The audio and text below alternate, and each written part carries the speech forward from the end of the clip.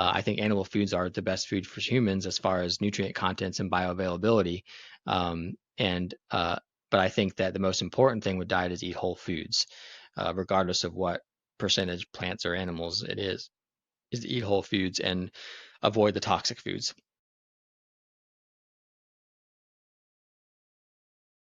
Welcome back to another episode of the Peak Performance Life podcast. Today, I am so excited to have back on one of my favorite episodes from the first time he was on our podcast a couple years ago. And his name is Dr. Stephen Hussey. And he is a chiropractor and functional medicine practitioner. He's an author of multiple books, but he's really well known for a different approach to heart health. Now, I cannot tell you how many times, usually every single week, I get at least one or two messages or more from people saying like, hey, I got my blood test results, like my cholesterol is high, or, like always about cholesterol. And then like, hey, doctor's trying to prescribe me statins. Like, what do you think? And I'm like, and I send them to the first episode that we did together, but I'm really excited to kind of rehash that and bring this back up to the forefront. It was a long time ago. We have a lot of new listeners since then. And I think this is such an important topic. So Dr. Hussey, thank you so much for joining us here today. Yeah, happy to be here. Thanks for having me on.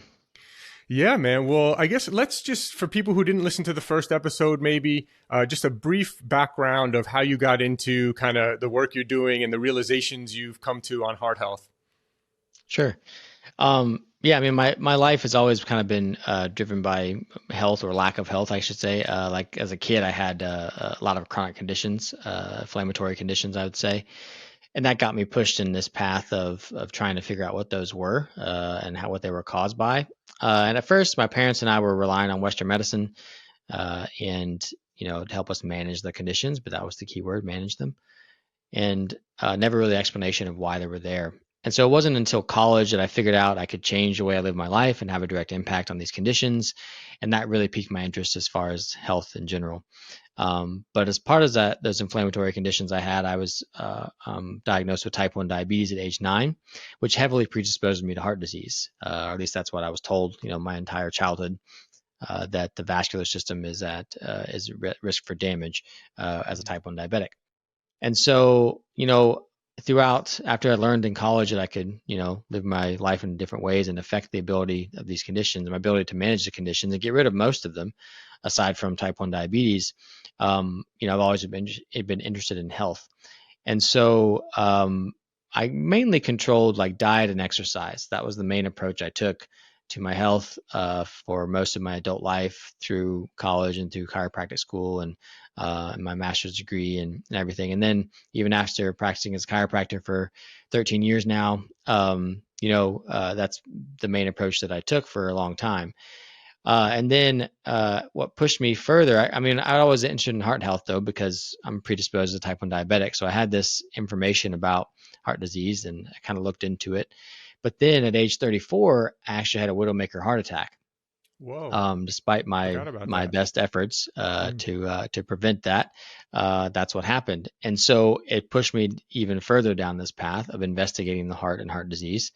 And I found things that I never expected to find. I found things that completely fly in the face of what Western medicine says about heart disease. And it was personal for me at this point. I had to figure out why this happened so that I could prevent it from happening again. And so I've looked into this quite extensively and developed, I guess, whole new viewpoints on what causes this disease, what causes heart attacks. And the most important thing about the information that I've gained is that, for me personally, is that it helps me understand why the heart attack happened, or at least have the best idea of why the heart attack happened, what causes heart disease. Because when you understand that, it illustrates the path forward of how you need to prevent this or how we should best try and prevent this. And that is not taking, a statin drug like that. Whether or not people take them or not is up to them, between them and their doctor. But the research is very clear that taking drugs is not preventing heart disease. It's not helping us create heart health. And because it's still the number one killer in the world, despite us taking so many heart disease drugs. So it's obviously not working. And so, from my personal story, I decided not to take pharmacology. I decided not to do what they recommended in the hospital after that, just based on previous knowledge. about the healthcare system and about heart disease. And then, but I had to figure out something to do.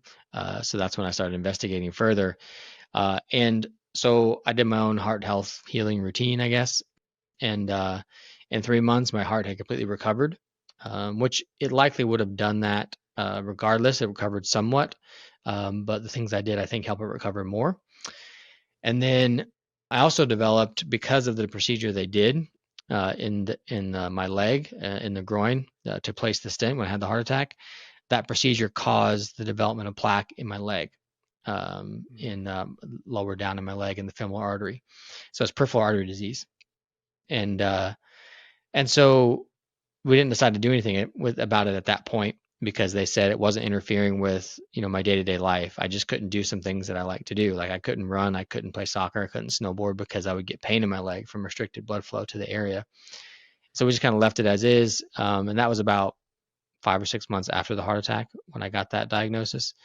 And so I kept doing this heart healing routine that I had started based on what I'd looked into.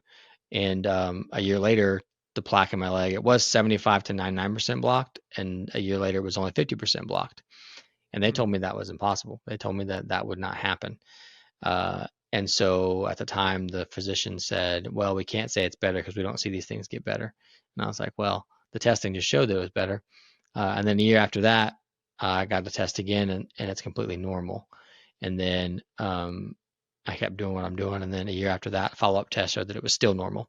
So I completely reversed plaque in an artery in my leg, which they told me again was impossible, and it's just unheard of. Like especially for type 1 diabetics, like peripheral artery disease, usually type 1 diabetics fare worse than type 2s even, which Mm. is interesting.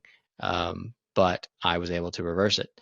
And then just this past February, I went and I got CT angiogram results. So this is 4 years after the heart attack. So I analyzed the arteries of my heart, and I did it through an angiogram and then a CT, or then a Clearly exam, which is AI technology that like images the heart arteries.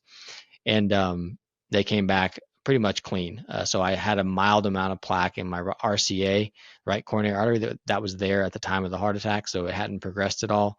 And the rest of my arteries were completely clean, including where the stent is. So, and I did all that with LDL levels astronomically higher than what they say they should be.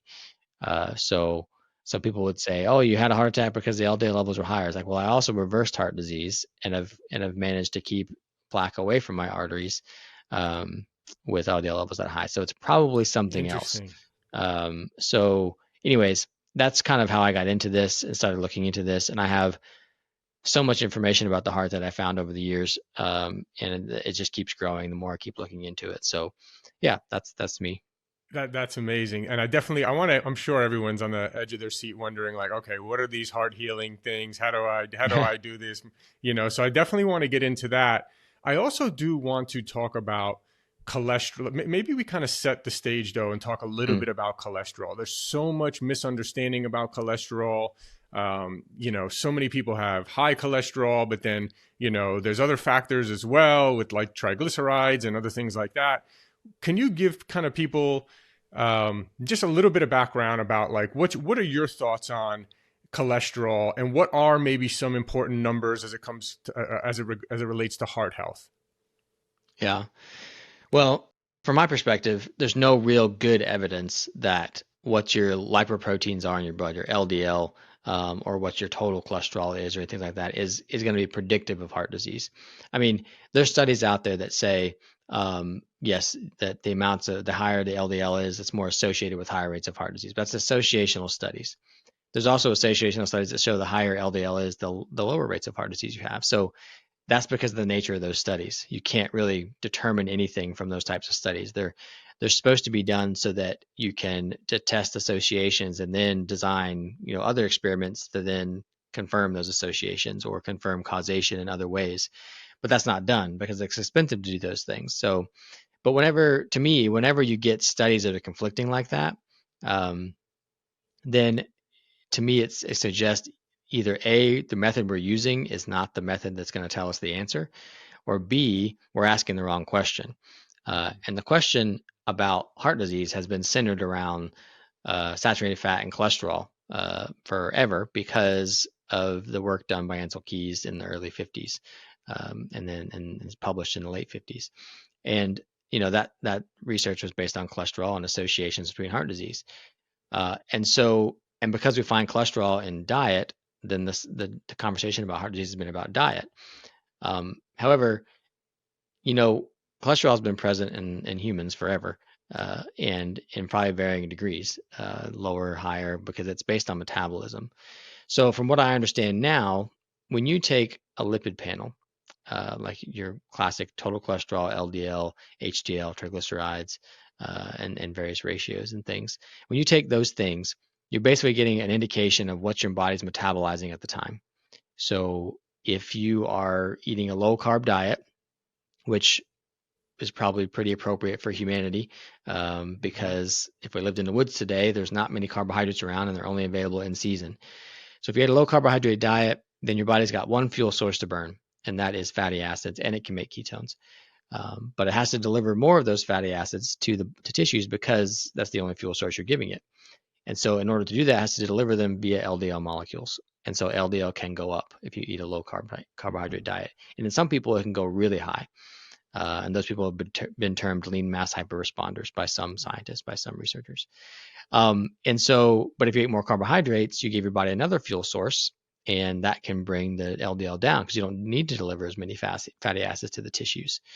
And so if you eat more carbohydrates, then it brings the LDL down. Your body can burn glucose. And that's so when you take your lipid panel, you're basically measuring what you're metabolizing at the time. And we fast for these lipid panel results, but because we don't want like new food we've eaten to be present there, so we get an accurate number of what your body's choosing to metabolize.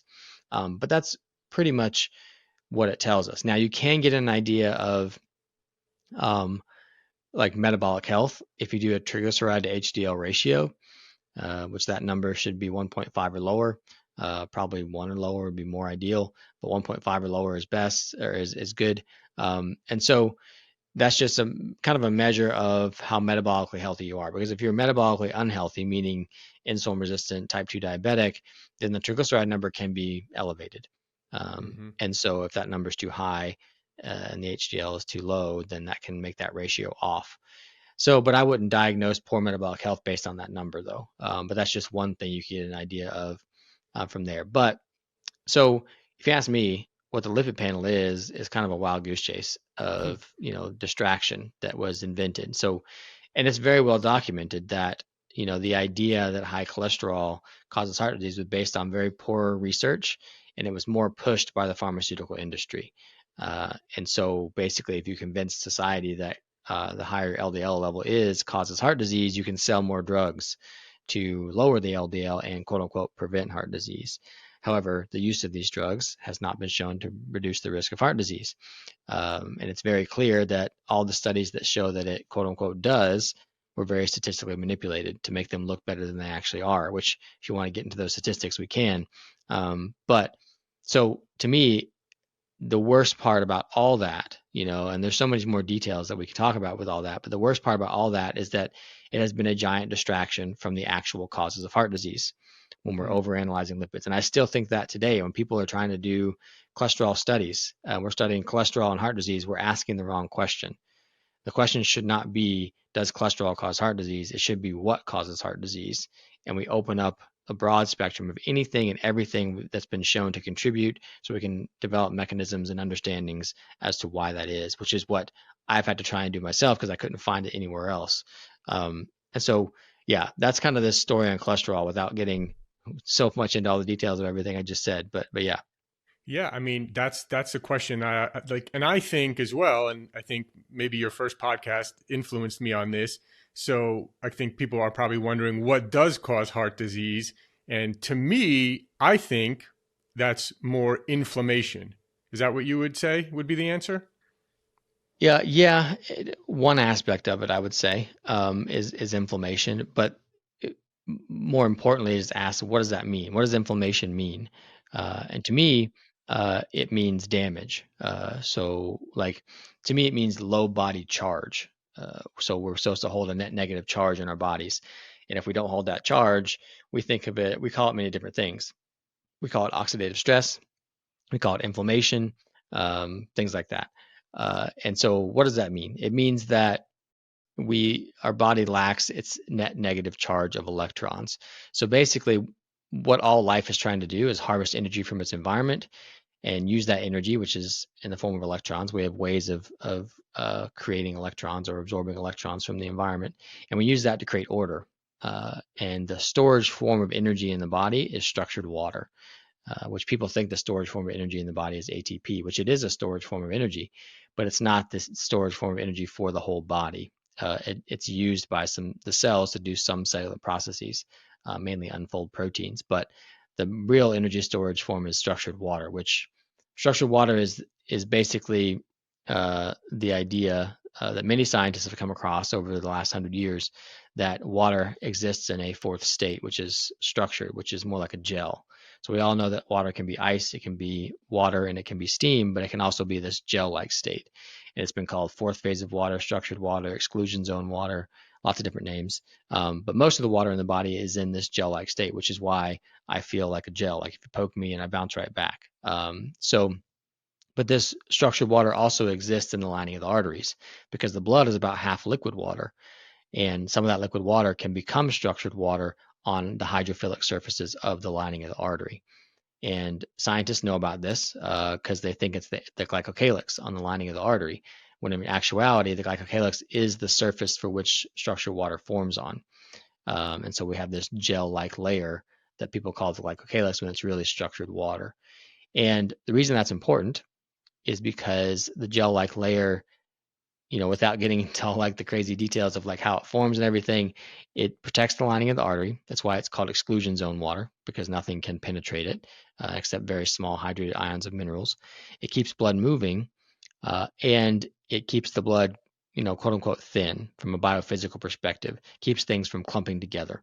And again, you have to think about this as it's all about when we gain enough energy into the system, it builds the structured water and it has these effects on the vascular system.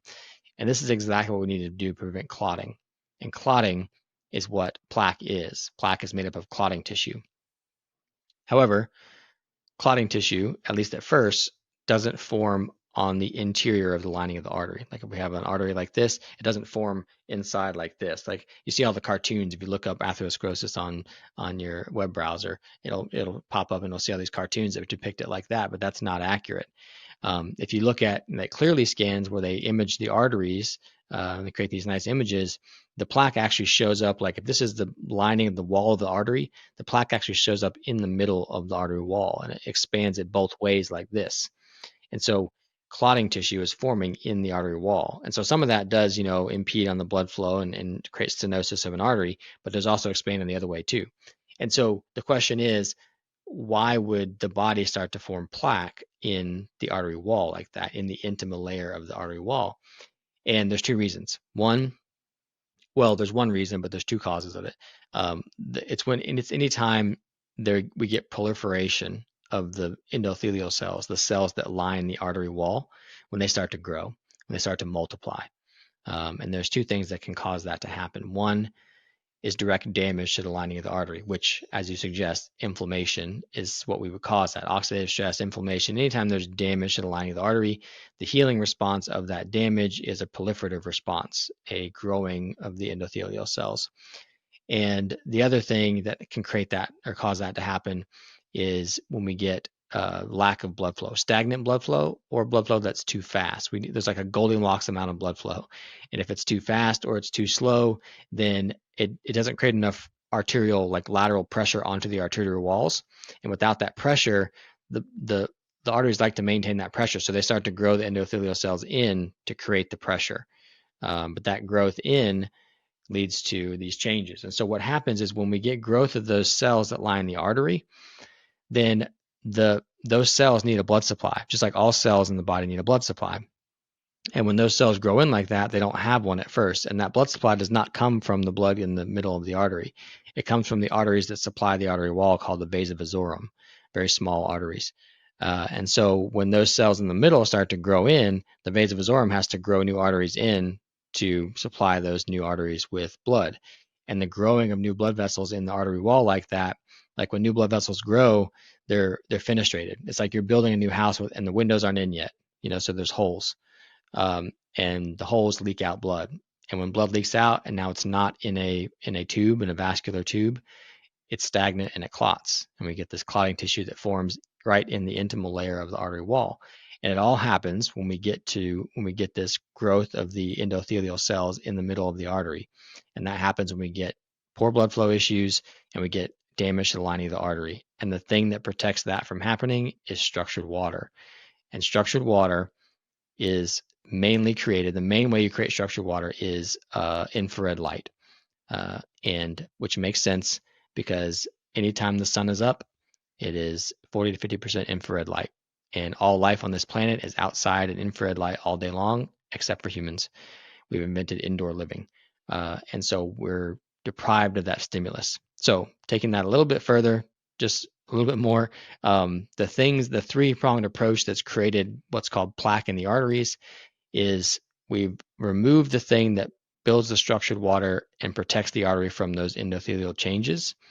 And then without that protection, we've then added a bunch of insults. We've added toxins, we've added processed foods, all these different things that can create an inflammatory or oxidative stress type response that now, without the protection of the structured water, creates damage to the lining of the artery. And then the third aspect is we've also created a situation where we've interfered with the healing that's supposed to happen, because when that damage happens, your body is supposed to be able to heal damage. But if you interfere with that healing, you get more, the plaque sticks around because the body can't heal it. And the two things we've done that have interfered with healing are we have an epidemic of type 2 diabetes, which the number one issue with type 2 diabetes is impaired wound healing. So that's why type 2 diabetes is incredibly associated with higher rates of heart disease. And we've also disrupted our circadian rhythm. And if you disrupt circadian rhythm, you don't get adequate sleep, and adequate sleep, you don't get enough deep sleep and healing sleep. And that's when healing is supposed to take place, including healing of the lining of the artery. So that's kind of this recipe for plaque in the arteries. And then plaque can build up over time. Whether or not that plaque is ever the cause of a heart attack, I could argue that too. I could argue against that too, but that's my explanation of what causes plaque. Very interesting. Very interesting. Yeah, it was really great explanation. It was a bit technical, and I want to now I want to simplify it maybe for just the average person listening who doesn't understand all the science or biology behind that. But it was a great explanation. What I'm understanding is, again, it's cholesterol, like you said. Looking at cholesterol numbers is more like a wild goose chase. A much better thing would be to actually get a scan and see what's going on, what kind of plaque or whatever you have there. And actually we had a cardiologist on as well not too long ago who literally comes with a mobile ultrasound and is literally looking and scanning and looking for things like that. Because if you have high cholesterol, but your arteries are completely clean, right? And I think maybe the issue here is that the doctors are possibly, some of these cardiologists are possibly not taking this extra step to actually get the scans, right? They're saying, oh, high cholesterol means statin, right? Without actually having a scan done. Because what if half of those people have a scan done and everything is clean, right? Then there's absolutely no need for a statin. You might say there's no need for a statin under any circumstance. And I actually kind of feel the same, but I again, I'm not really the expert. I'm just going by what I know. But it doesn't seem like a statin is actually the correct solution based on what you're saying as well. What do you think about that? Yeah, I would agree. And I'm not allowed to tell people to take or not take any medications, but all I can tell you is that there's probably, I don't know the exact number, but I would say probably over 50 clinical trials on statin drugs and risk of heart disease or risk of heart attack. And every single one of them, I don't think there's one of them that shows that the benefits of a statin are more than 5%. I think the highest I've seen is like 3.2% risk reduction. And that's absolute risk reduction, which is not statistically significant. Like it has to be 5% or more to be significant or clinically relevant. But what they do is you see the headlines that say things like, 36% risk reduction. And I'll just explain that to you. So what are they doing there? And every single trial is like this. So there's one trial called the Ascot trial, And what they did is they gave people statins, and they have a control group where they didn't take statins. And in the treatment group, 98.1% of people did not have a heart attack. And in the control group, 97% of people did not have a heart attack, which means the treatment group was 1.1% better absolute risk reduction of heart attack, which is not clinically significant. It's not enough. It's really no difference. However, what the researchers did is they took that 1.1% and compared it relative to the 3%, which is the amount of people in the control group who did have a heart attack. So relative to that, is they say 36% risk reduction, which doesn't make any sense whatsoever as far as like clinical relevance, but it gave them a better number. So then they could say, oh, look, this statin created a 36% relative risk reduction of heart attack. It makes it sound a lot better. And they're all like that. But in reality, people say, there's, I guess, some benefit. And the benefit is usually because statins have kind of a mild anti-inflammatory effect. But there's many other ways I'd like to get an anti-inflammatory effect than that drug because it comes with all these side effects. So what are those? And when you learn about these, you realize how, from my perspective, it doesn't make sense to try and prevent heart disease in this way. One is that it's very clear in the literature that taking a statin drug increases your risk of developing diabetes, insulin resistance. And the reason it does that is because it interferes with the making of a molecule called dolicol, which is essential for the function of insulin receptors. So if you don't make that molecule, you don't get insulin reception, you get insulin resistance, which is the precursor to type 2 diabetes. And type 2 diabetes is like the number one risk factor for heart disease and heart attack. So you're taking a drug to prevent heart disease that's causing the number one risk factor or increasing the likelihood you get the number one risk factor for heart disease. It doesn't make sense. The other thing is that it's very clear now that taking a statin drug increases the risk of calcification of plaque in your arteries. And there are mechanisms described as that, and there are studies that show that people on statins are more likely to develop a higher calcified plaque score on their CAC score.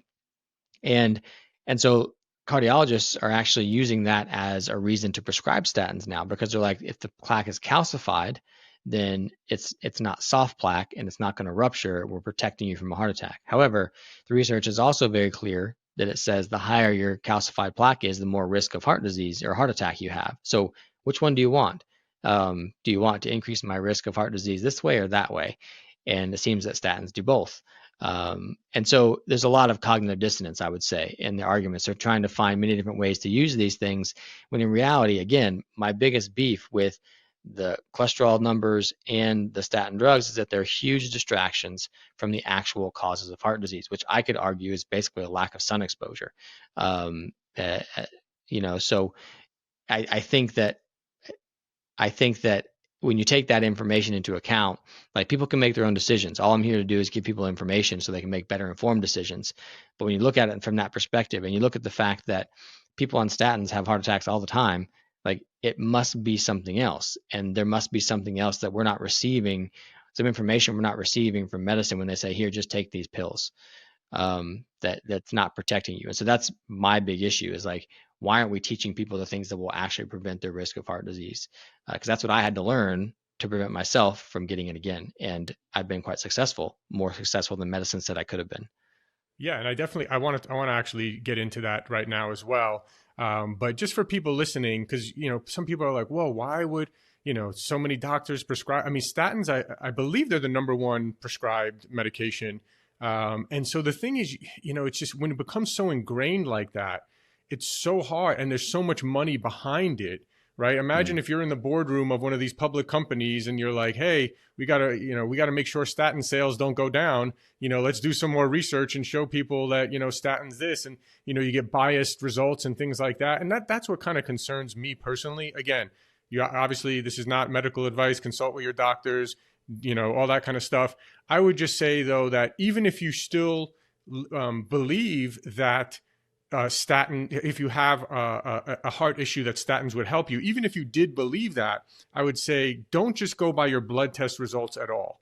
Right, alone. Go and actually get a scan done. And you mentioned, was it Hartley was the name of the scan, or what are some of the best scans maybe people could ask their doctors about if their doctors are trying to prescribe a statin? Can they say, hey, can we take the scan first and see? Yeah.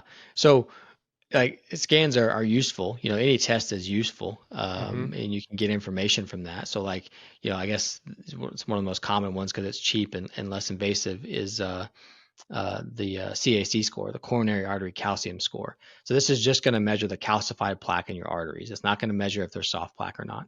And so that's a common one that's done. It's fairly cheap, and it's a CT scan. But you can also get a CT angio with contrast, which they inject contrast dye into you, and you get the CT scan, and it can give you more information. Although interpretation of those is kind of across the board. I've seen lots of literature that shows that they're hard to interpret depending on the radiologist or the cardiologist that's reading them. But you can send that information to a company called Clearly, and Clearly uses AI technology to take that information and kind of create this mapped imaging, this 3D mapped imaging of your arteries, which is what I did. And it's kind of cool. You get these really cool images of your arteries, but it's very clear in those images that the plaque starts in the artery wall, not in the lumen on the lining of the artery wall, but inside the artery wall, which is interesting. And so anyways, like those can be helpful. And like I said, like what's your CAC score is the higher the amount of calcified plaque in your arteries. Technically, there's an association between that and higher risk of heart disease or heart attack. But I would argue that your testing, regardless if it's a blood test or an imaging test, is not what determines your risk. So technically, yes, those things, you get a higher CAC score. I guess the research shows that you're at higher risk for something, but whether or not that's true is entirely dependent on the environment you put your body in and day out. So if somebody gets a test back, and let's say two people get their test back, and it's both a score of 300 CAC score or whatever, and the one person decides to just keep doing what they're doing, they're smoking, they're drinking, they're not getting sunlight, they're eating a processed food diet, but that person's at way more risk than the person who decides to go and get infrared light, set their circadian rhythm, avoid toxins, eat a whole foods diet. Like that's what really determines your risk. Because most of what I do with clients these days is just teach them like what actually determines their risk, regardless of what their testing shows. Any testing, imaging or blood work, like we have that power, but that's what really empowers them. Again, is they're like, oh, now I have control over those things. I can do that. I'm not a slave to this testing. I don't have to go back to the doctor and just get the bad news again, according to them, what the bad news is.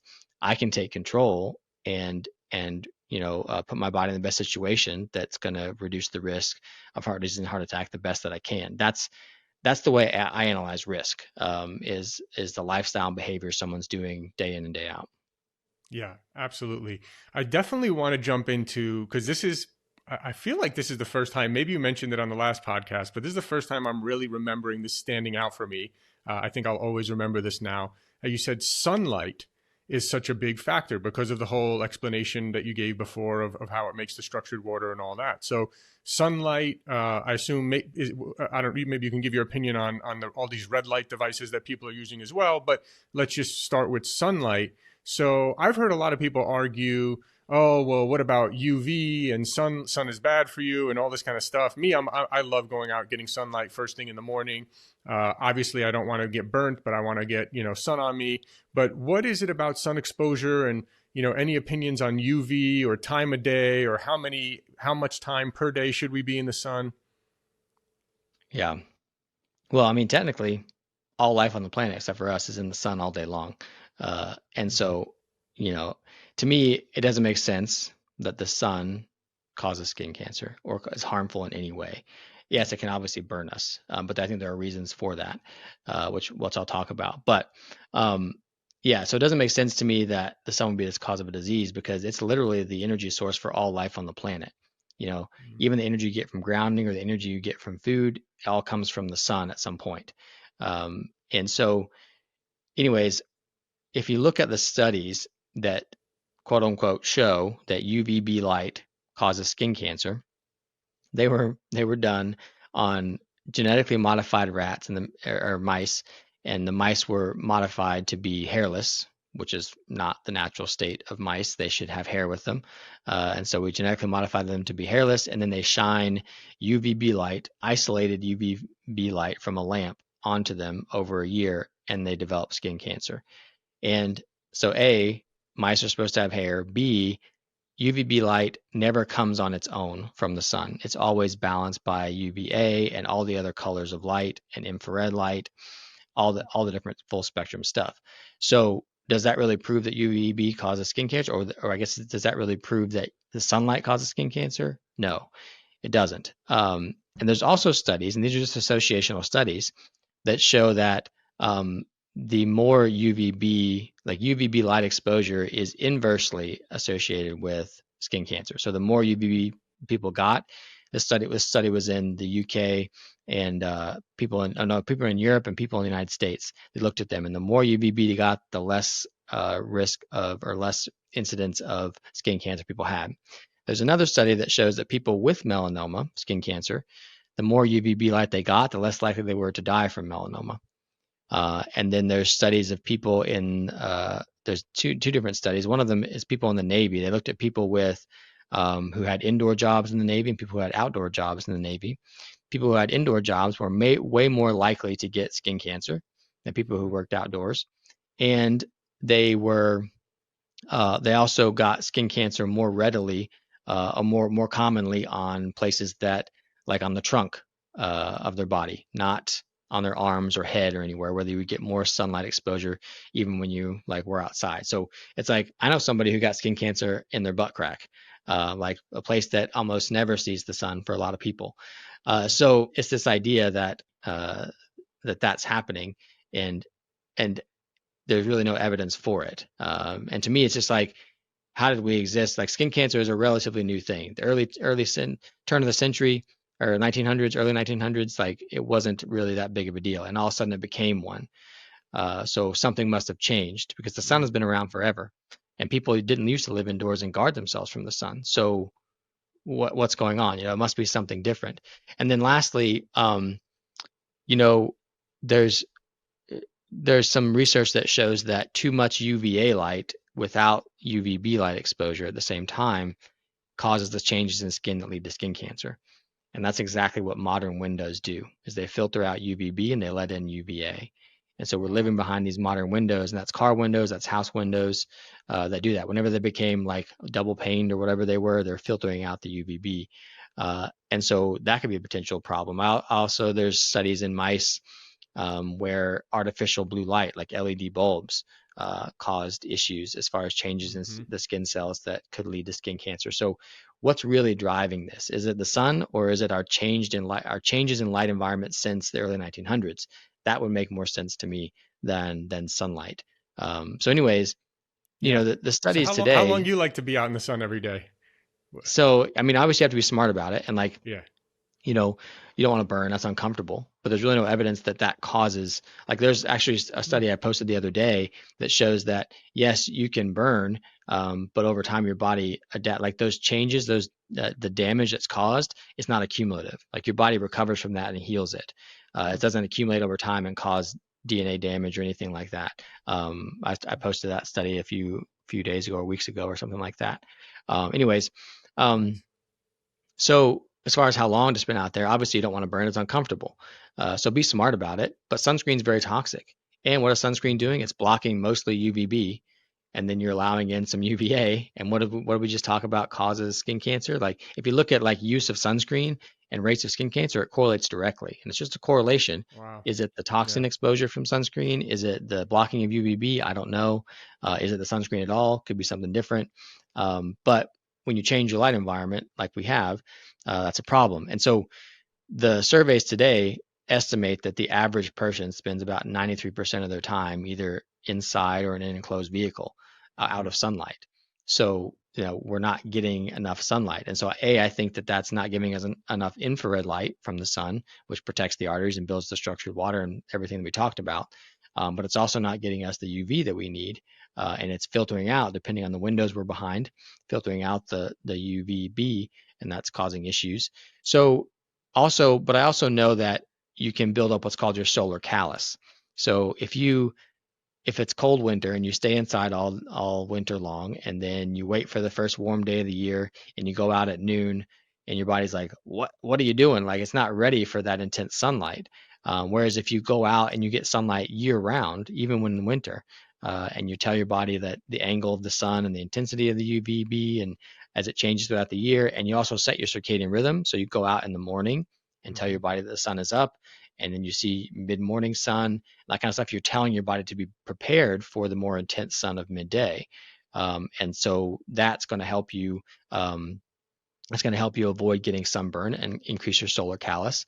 I also know that your the DHA in your skin. It's a fatty acid that we get mainly from seafood and healthy meats and things like that.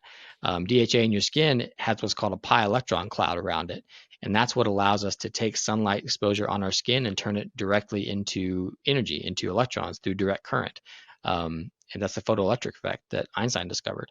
And so if we don't build our skin cells with DHA, which is animal food fatty acids, and we build them with plant food fatty acids like seed oils and those types of things, then you're not going to receive sunlight and turn it into energy as well, and it's going to get concentrated in the skin, and we're more likely to burn. So it's another reason you're maybe more likely to burn. So is it that the sunlight damages our skin and causes skin cancer, or is it that we've changed our light environments and made ourselves less able to absorb the frequencies and wavelengths of light that we need to, causing these issues?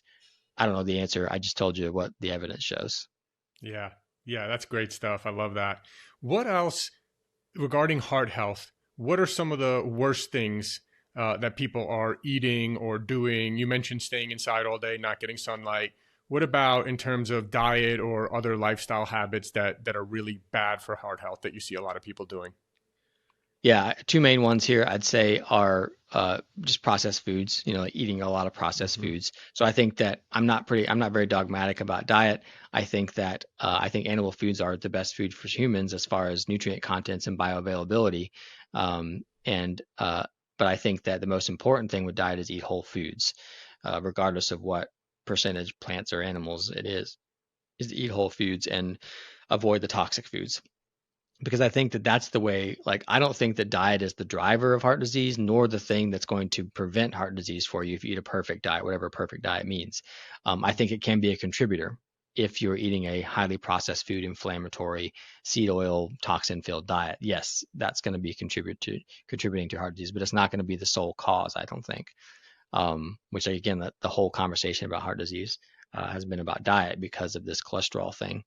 So eat whole foods. I like to eat in season. I say center your diet around animal foods and create variety with plant foods when you want to, or when they're in season. Like, that's, to me, that's the more ideal diet. And then I like sayings like, eat 90% of your food to nourish your body and 10% to feed your soul. And like, don't be dogmatic about diet. Like, the diet that works for you now may not be the diet that's best for you the rest of your life. Have the wisdom to change it, that kind of stuff. So I think that diets is an important thing. But then I think the most important thing for pretty much health in general is setting your circadian rhythm.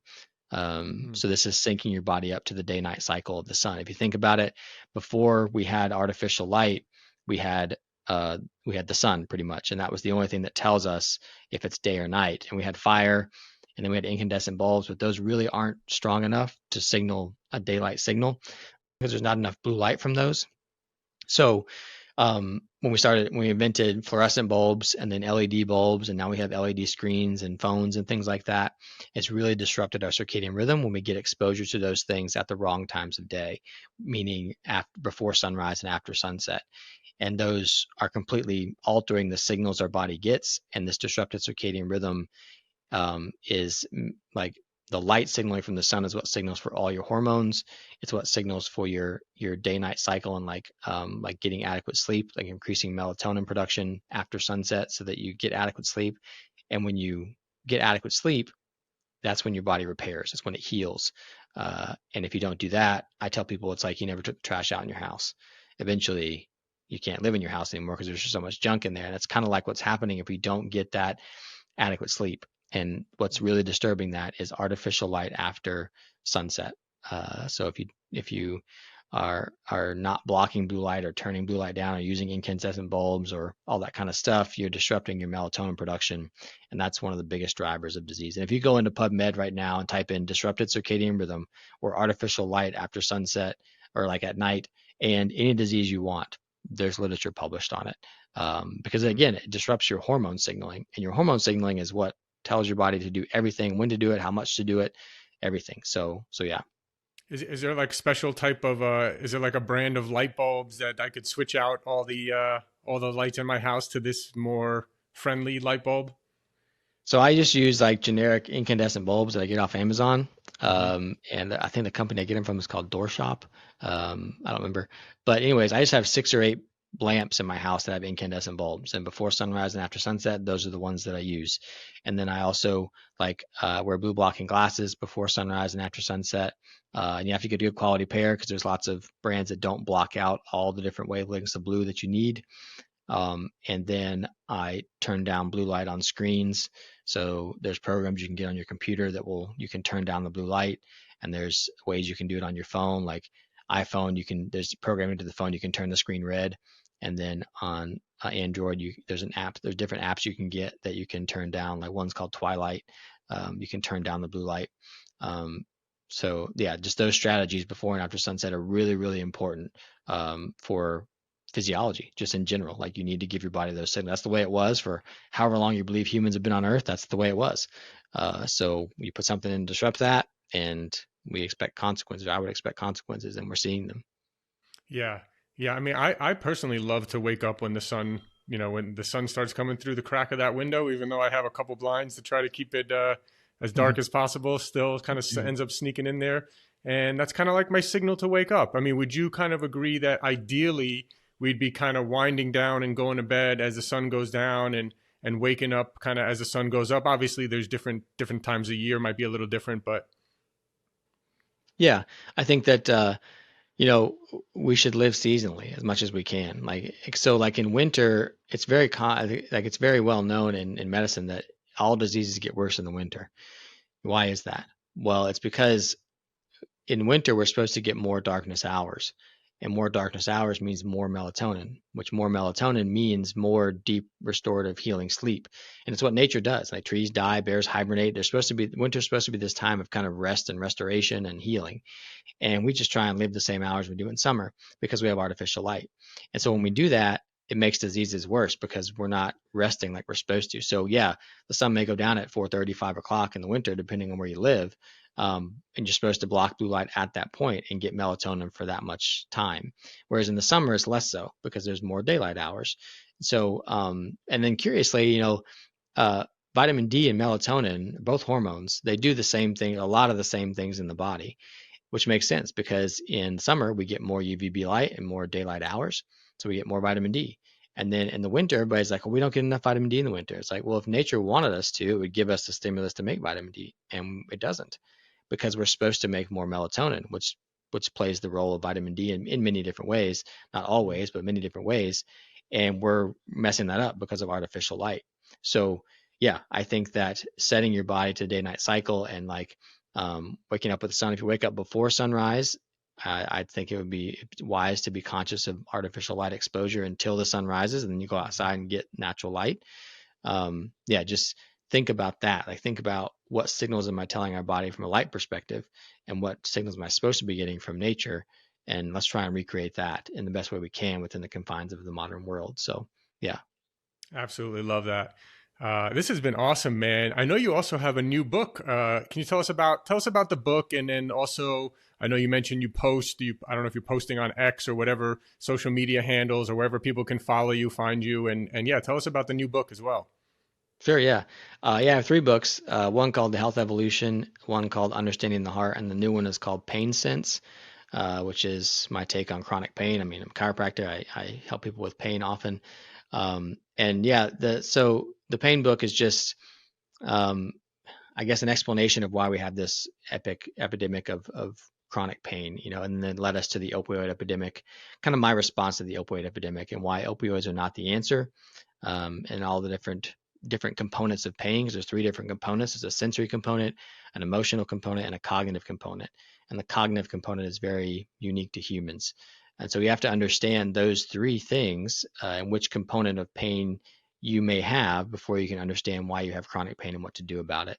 And then obviously I go into like what to do about it, and just different aspects or different viewpoints of physiology from a structured water perspective, from a cellular perspective, like how we really understood how the body works. And based on some literature that's out there that's largely ignored by medicine, we don't understand it yet, or there's new theories, new ideas, and understanding that is very helpful for knowing how to move forward. So yeah, that book's out there as well.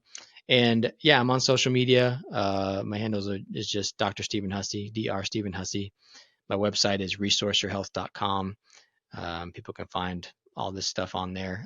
Everything I'm working on is on the website. So yeah, people can find me, reach out to me, and if they want to know more. Really appreciate it, man. This is awesome. I enjoyed it just as much as the first time. And I'm really, really happy that you're spreading this word, that you have the balls to go against the big establishment and actually say, well, hey, hold on a minute. Why don't we think about this? Why don't we look at the studies? Why don't we look at the data? And of course, obviously, people consult with your doctors. He's not telling anyone, like he mentioned, to take or not take any drugs. But it's good to have this information at your disposal. One thing I've realized over the years is to not just blindly take advice just because someone's in, supposedly a higher position of, health or authority or whatever. Think about it, look into it. Especially with these days, there's so much incredible information like this podcast where you can learn things that might be different than someone who went to medical school 35 years ago and has been so busy seeing, patients 10 hours a day that they haven't even had time to learn anything new or get any updated materials, right? So it's important to keep all that in mind.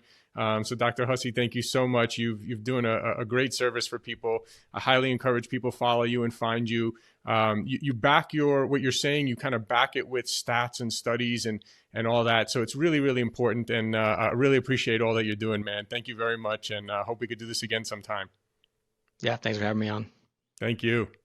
Thanks for listening. If you enjoyed the episode, can you please leave us a rating or review and subscribe? I've realized that while we have actually increased our downloads a lot, we're actually getting a lot of downloads, which I'm really happy about. We actually have very few ratings. And I realized that I've never asked people really to rate much. So I'm asking you now if you could please rate and review and subscribe. And if you enjoyed the episode, please forward it along to anyone that you think will get value out of this. Also, if you haven't checked out our line of products at buypeakperformance.com, you get 20% off your first order. That's www.buypeakperformance.com.